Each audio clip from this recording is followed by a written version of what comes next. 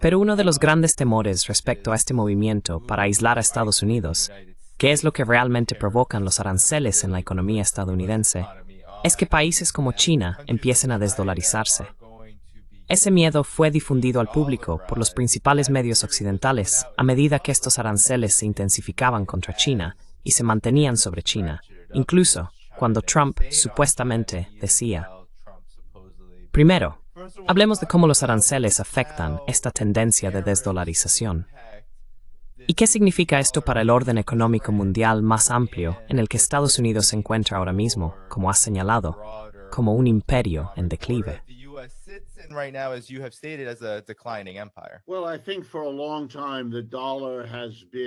Bueno, creo que durante mucho tiempo el dólar ha ido perdiendo valor en lo que significa para la gente, mucho antes de que el señor Trump, ya sea en su primer o segundo mandato en la Casa Blanca, llegara al poder. El dólar forma parte de los acuerdos alcanzados al final de la Segunda Guerra Mundial en Bretton Woods, New Hampshire. Fue la organización de esas reuniones allí, en ese hotel, al final de la Segunda Guerra Mundial. Era la arquitectura de la economía global que estaban construyendo las potencias vencedoras: Estados Unidos, Gran Bretaña, Francia y demás. Y dado que todos los demás países estaban destruidos económicamente, si no militarmente, fue el dólar el que se convirtió en la nueva moneda dominante. Muy sencillamente, reemplazó a la libra esterlina británica, que había sido la moneda mundial, o lo más parecido a eso que se podía hacer en aquellos tiempos. Everybody's personal strength.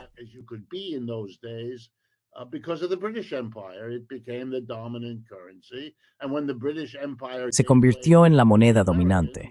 Y cuando el Imperio Británico dio paso al estadounidense, lo cual ocurrió a raíz de las guerras mundiales I y II, los británicos desaparecieron como potencia mundial y los estadounidenses ocuparon su lugar, y también lo hizo el dólar. Pero esto fue una circunstancia extraña. Alemania y Japón comenzaron de inmediato a intentar reconstruir lo que había sido destruido en la Segunda Guerra Mundial. Y para los años 60 y 70, 20 años después, lo habían conseguido. Otros países empezaron a hacer lo mismo. Ahora, los imperios de esos países habían desaparecido, así que no podían hacerlo tan rápido. Francia nunca pudo volver, Bélgica nunca pudo, Gran Bretaña nunca pudo. Pero Estados Unidos despegó y se convirtió en el actor dominante, y con ello, el dólar.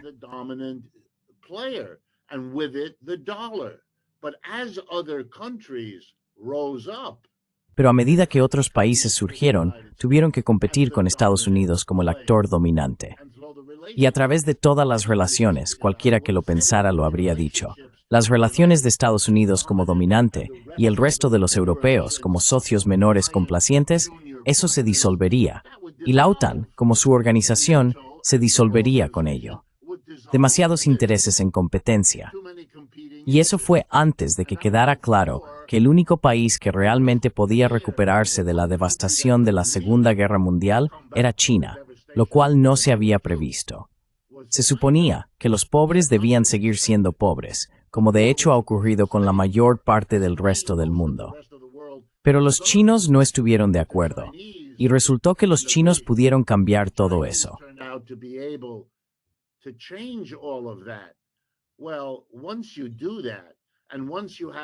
Bueno, una vez que haces eso, y una vez que no solo los chinos lo hacen por sí mismos, sino que además son tan cuidadosos y exitosos al crear una alianza, los BRICS, que es duradera, está creciendo y profundizando las conexiones entre ellos, entonces vaya, estás presenciando un proceso en el que están presentes todas las condiciones para el declive del dólar. Y esto no se trata de algún tipo de política agresiva por parte de China. Podría haber una política así, pero no han elegido seguirla. Simplemente están desarrollando sus propias redes de compra y venta. Y para esas redes, el dólar sigue siendo conveniente. Todavía lo usan. Pero son las acciones de Estados Unidos, no las suyas, las que están haciendo que el dólar sea menos atractivo para ellos. No sabes qué va a pasar con el dólar debido a las intervenciones del gobierno estadounidense.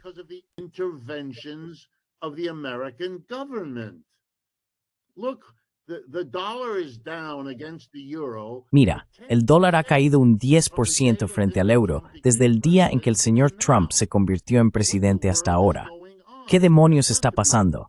No se supone que deba ser un 10% en un periodo de 3 meses. Eso es tan dramático en el mercado de divisas como lo que Michael nos contó sobre el mercado de valores cambiando un 4% en 2 días. Son movimientos disparatados. Y no sabes a quién va a decidir sancionar el gobierno de Estados Unidos. Recuerda que los aranceles son una forma de golpear al mundo. Las sanciones son otra. Y ahora hay media docena de países o más que están sancionados. Estados Unidos es la principal potencia sancionadora. Ningún otro país se le acerca. Así que, con estas acciones y con los vaivenes, los altibajos y la inestabilidad que provocan estas medidas, Estados Unidos está dando motivos. Así que haces que el dólar valga cada vez menos. ¿Por qué ibas a querer usarlo?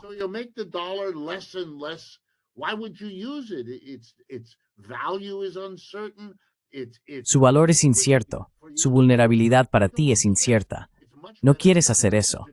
Es mucho mejor comerciar y tratar con elementos menos inseguros en tus relaciones de intercambio. Y por eso el dólar es menos deseable. Pero no es solo el dólar.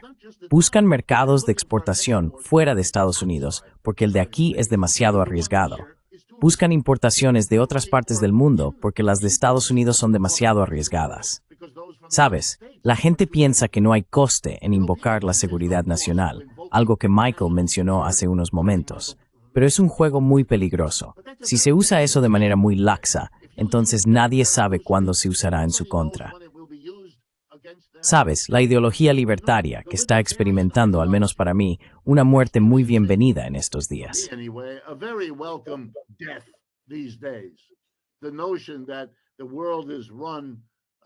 La idea de que el mundo está gobernado por gobiernos buenos y malos, y que todo lo malo ocurre porque el gobierno interviene, y todo lo bueno sucede cuando se privatiza. Bueno, estamos viendo a Estados Unidos destrozar esa idea. Observa la intervención gubernamental. De una manera, de otra, de una forma por la mañana y de otra por la tarde. Ahora estamos ante un sistema económico marcadamente intervencionista por parte del gobierno y la ideología del libertarismo está siendo descartada. Nunca fue más que un barniz sobre la idea del libre comercio, de la que Estados Unidos pudo beneficiarse cuando era el único actor importante tras la Segunda Guerra Mundial.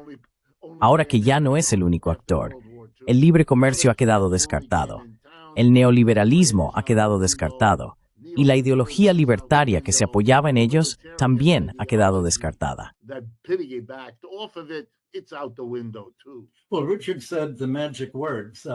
Bueno, Richard ha dicho las palabras mágicas. ¿Por qué querrían otros países usar el dólar?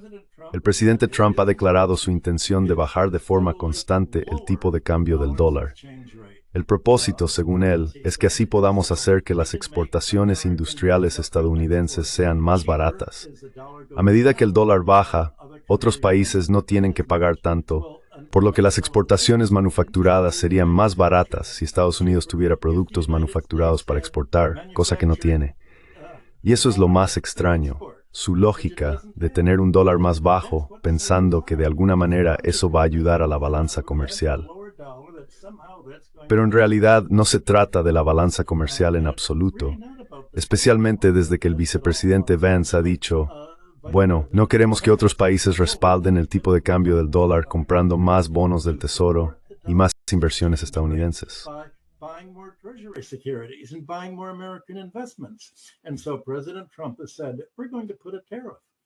Y así el presidente Trump ha dicho que vamos a imponer un arancel a las compras extranjeras de bonos y acciones aquí. Así que tendrán que pagar, digamos, un arancel del 5%. Bueno, si los bonos ni siquiera rinden un 5% anual, eso significa que cualquier inversor extranjero en Estados Unidos va a perder dinero en su inversión a medida que el dólar baje, disminuyendo el valor de los dólares en moneda extranjera. Y al mismo tiempo, cuando el dólar baja, eso significa que las empresas multinacionales estadounidenses, que tienen filiales en Europa, de repente cualquier ganancia que sus filiales puedan obtener en Europa o en países cuya moneda no baje, será mucho más valiosa que en Estados Unidos.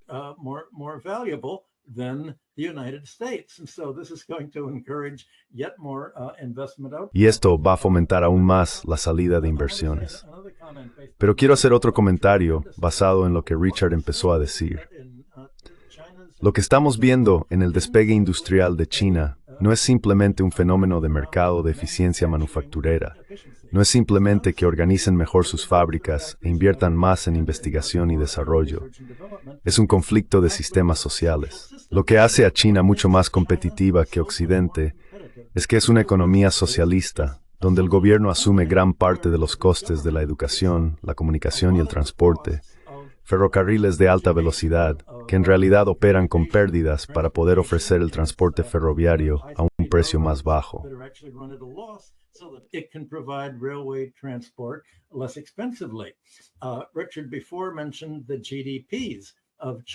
Richard mencionó antes los PIB de China frente a los del G7. Bien, los PIB del G7 incluyen todos estos costes de monopolios naturales privatizados que han sido sacados de las manos del gobierno. Todas las rentas económicas que generan, todos los precios altos y las rentas de monopolio se cuentan como PIB.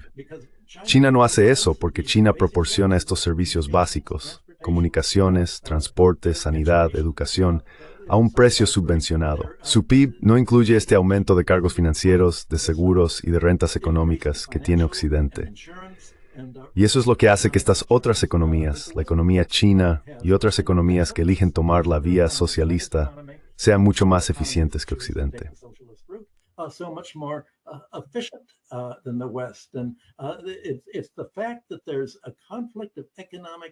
El hecho es que existe un conflicto de sistemas económicos que lleva a Estados Unidos a designar a China como enemigo, porque Estados Unidos, como dijo Richard, es neoliberal. Se trata de la privatización. Estás viendo al señor Musk repartirse el gobierno, deshacerse del gobierno, privatizarlo todo, vender la oficina de correos estatal y privatizarla. Obviamente el correo será más caro. Tenemos dos sistemas opuestos. Uno es un sistema de guerra económica por parte de los monopolistas y el 1% que están privatizando toda la inversión y la capacidad productiva para quedarse con ellas. Y el otro es China, que intenta utilizar su superávit económico para aumentar el nivel de vida y la productividad.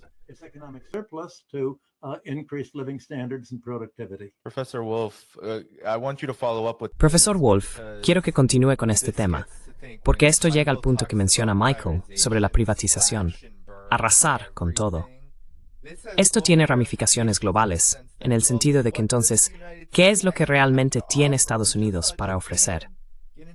Acabamos de ver a Japón entrar en negociaciones desastrosas como el primer país en este asunto de aranceles recíprocos.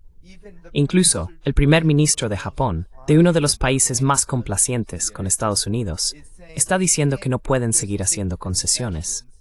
Y de hecho, Chas Freeman, un ex diplomático, dijo que Estados Unidos no ofreció nada. Entonces, ¿cuáles son exactamente las cartas que tiene Estados Unidos para jugar en esta guerra comercial que parece estar implosionando ahora mismo? Michael, creo, dio una buena base sobre por qué ocurre esto. Pero, ¿cuál es su opinión?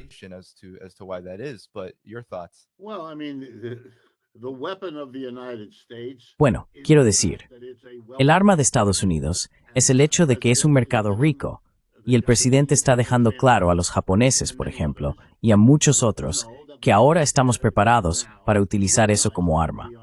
Por mucho que hablemos de libertarismo, no es más que eso, palabras vacías. Lo usaremos cuando nos convenga como justificación, como cuando despides a empleados públicos y das un argumento absurdo de que esto es una medida de eficiencia, o cuando das un argumento aún más absurdo de que esta privatización de alguna manera mejorará la situación, partiendo de la idea de que el sector privado es siempre mejor, porque el beneficio te lleva a comportarte mejor que cualquier otra motivación.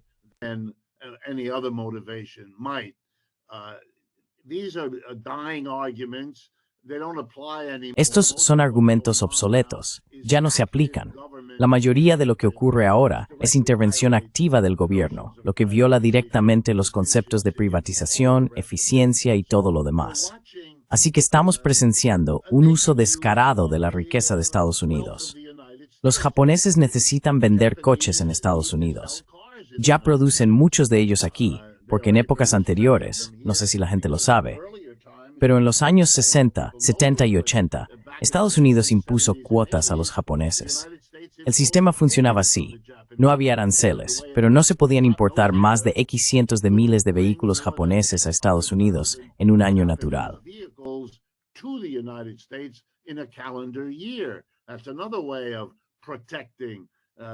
Esa es otra forma de proteger a GM, Ford y en aquel entonces Chrysler. Bueno, ahora se hace mediante la amenaza de aranceles. Ya los japoneses fabrican muchos de sus coches aquí, dentro de Estados Unidos. Estoy seguro de que ese es parte del objetivo de hacerlo. Pero como acaba de mencionar Michael, los salarios estadounidenses son los que son, y el coste de hacer negocios en este país es el que es. Especialmente porque gran parte de esos costes no están socializados. No los asume el gobierno de forma barata, sino que los asumen de manera costosa los empresarios privados que lo gestionan. Tus coches van a tener que costar mucho más dinero.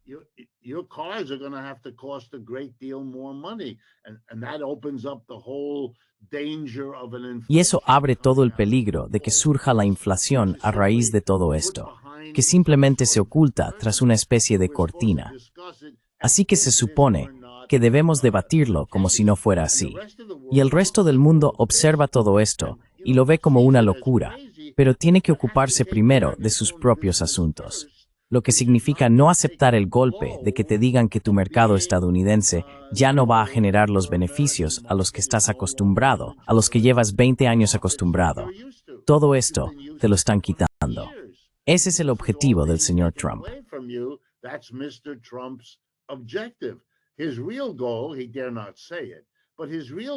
Su verdadero objetivo, no se atreve a decirlo, pero su verdadero objetivo es que los productores de otros países, Japón y cualquier otro país, se horroricen tanto por la pérdida de ventas en Estados Unidos, ahora que los estadounidenses tendrán que pagarle al tío Sam un arancel además del precio del producto, que acabarán bajando los precios de lo que venden, como forma de que el efecto neto del arancel sea menor que si simplemente se añadiera a su precio sin cambios. En otras palabras, van a absorber el coste de compensar el arancel estadounidense. Y eso les enfada, porque está claro que está en Estados Unidos a sus Dios, sin rodeos.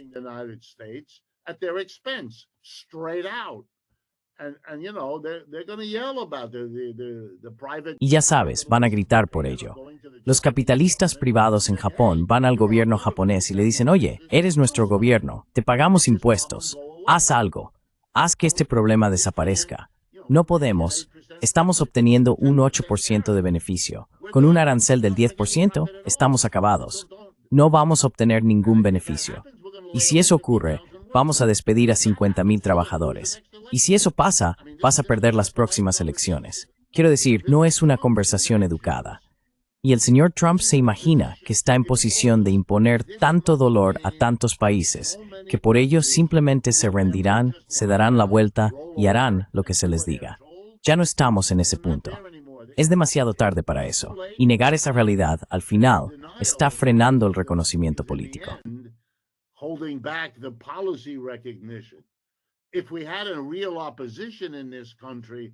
Si tuviéramos una verdadera oposición en este país, un partido de oposición, estarían aprovechando todo esto al máximo. En cambio, tenemos un partido demócrata que está en estado vegetativo, que no tiene nada que decir, que está esperando a que el señor Trump se autodestruya, lo cual, por cierto, puede que funcione. Puede causar tanto daño y traer tantos problemas que un país agotado termine votando por los demócratas. No porque sean mejores, sino porque esto ha demostrado ser terrible. Incluso las personas que me caen bien, como Bernie Sanders o Alexandria Ocasio-Cortez, criticar a un multimillonario. Quiero decir, estoy a favor de eso. No deberíamos tenerlos. Pero eso es lo mínimo que se podría y debería decir sobre la situación en la que estamos.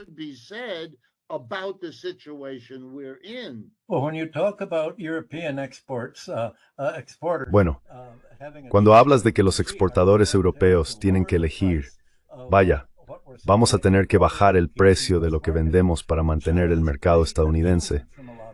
China está bastante inmune a gran parte de eso, porque realmente no hay competencia estadounidense para muchos de los productos que China exporta.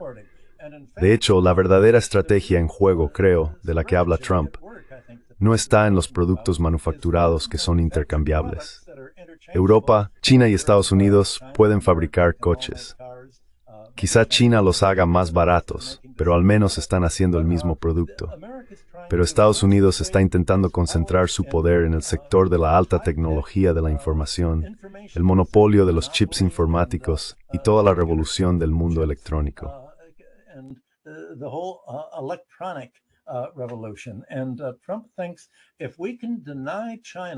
Y Trump piensa que si podemos negar a China la capacidad de rivalizarnos tecnológicamente, de poder fabricar productos que compitan con los nuestros, entonces no importa cuáles sean los precios internacionales o los aranceles. Porque tanto si los aranceles aumentan los precios como si no, los países que importan estos bienes absolutamente necesarios, ya sean microchips, alimentos o lo que sea, tendrán que pagar lo que el proveedor cobre, porque son bienes monopolísticos. Así que Estados Unidos está intentando monopolizar todos los sectores que pueda, en alta tecnología y tecnología de la información, para poder amenazar de repente con sancionar a otros países. Como en los años 50, después de la revolución de Mao en China, Estados Unidos intentó boicotear las exportaciones de alimentos a China para matarla de hambre. Bueno, ya no pueden utilizar la agricultura estadounidense para matar de hambre a otros países.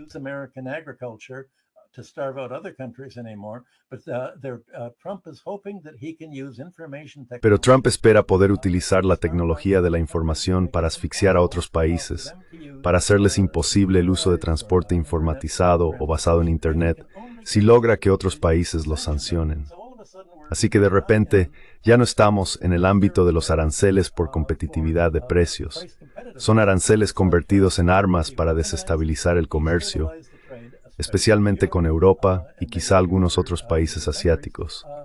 Está con el fin de lograr que boicoteen y sancionen a China, para que no pueda convertirse en un rival en la exportación de esos productos que Estados Unidos quiere monopolizar.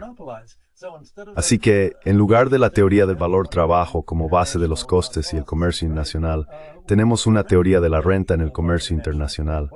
¿Cuántos productos puedes monopolizar para imponer rentas de monopolio a tus clientes porque les has impedido producir productos competidores?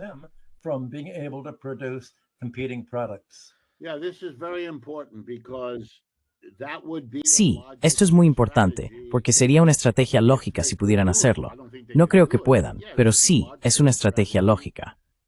Ya sabes, si tienes un monopolio sobre algo que todo aquel que fabrica cualquier cosa necesita, la producción gestionada por ordenador, entonces lo que pueden hacer los Estados Unidos es extraer el excedente, los beneficios, de todos los demás en el mundo. Que la fabricación se haga en China, pero tendrán que pagar unas tasas enormes, tasas de monopolio, para usar la tecnología. De modo que el beneficio que obtengan de su fabricación se perderá por completo en los precios de monopolio exagerados que tendrán que pagar por sus insumos tecnológicos.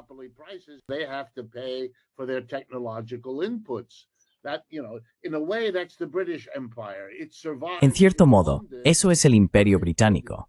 Sobrevivió en Londres porque podía ser el lugar al que acudías para obtener la financiación y el seguro de todo lo que los demás en el mundo producían y enviaban de un rincón del mundo a otro. Pero tenían que pagar a una compañía de seguros en Londres, y Londres estaba en posición de desviar, no todo, pero sí una gran parte de la riqueza mundial, de modo que Londres pudiera ser un lugar de recreo para los ricos, de la misma manera que Nueva York también se ha convertido en ello. Y existe la esperanza de que tal vez se pueda salvar un enclave estadounidense, pero no va a suceder lo suficiente, especialmente ahora que los chinos han demostrado que son muy buenos tecnologías avanzadas de todos modos.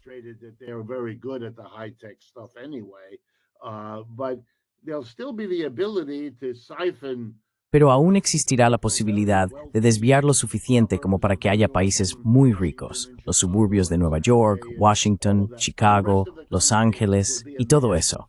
Y el resto del país será una masa de pobreza desesperada, que es hacia donde parece que nos dirigimos de todos modos. Eso es algo concebible, Aunque la situación desesperada de Europa, que ahora se volverá aún más desesperada, sugiere que al final pueden empezar a darse cuenta de que tienen que hacer algo para evitar quedar relegados a la irrelevancia entre los chinos por un lado y Estados Unidos por el otro.